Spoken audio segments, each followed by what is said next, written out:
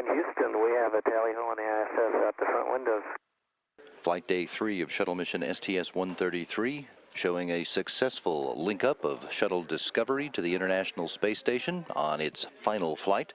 Rendezvous activities got started early Saturday morning as the shuttle crew, Commander Steve Lindsay and his crew, got busy with engine firings that brought Discovery up underneath the International Space Station. My call, initiating RPM, 3, 2, 1, mark. From there, they performed the standard Rendezvous Pitch Maneuver, a head-over-heels backflip of the shuttle that allowed station crew members using digital cameras with high-powered lenses to capture imagery of the heat shield tiles on the underside of Discovery.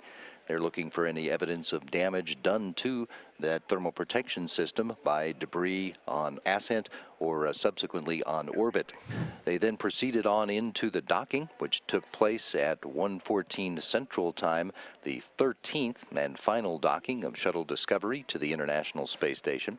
There was something of a delay in finalizing the hard mate of the two vehicles. They had to wait until the relative motion of the two vehicles damped out. Go ahead for cameras. And in the process, that allowed, unfortunately, the stack rotated a bit in orbit because both vehicles were in free drift. But that was resolved in about a half an hour's time. The two vehicles had a hard mate, and the space shuttle engines were used to bring the mated stack into a proper position so that the station's solar arrays could once again begin generating electricity to power the batteries. The hatches between the two vehicles opened at 3:16 Houston time, and the crew of the space shuttle joined their station crewmates on board and began right away to begin transfer of spacewalk equipment that will be used by mission specialists Al Drew and Steve Bowen during spacewalks coming up on Monday and Wednesday.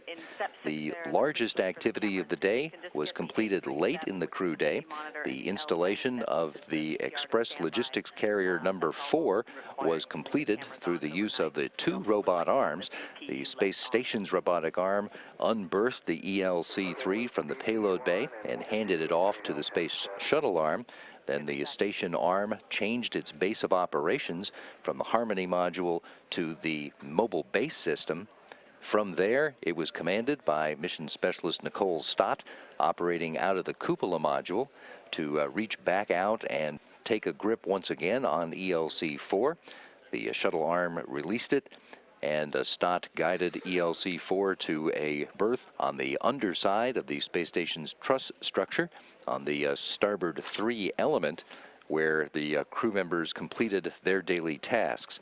It was really very impressive working from the cupola and watching how these arms work together and getting ELC berths to the truss. Thanks for those words, Nicole, and you guys rock. It was wonderful watching you from here.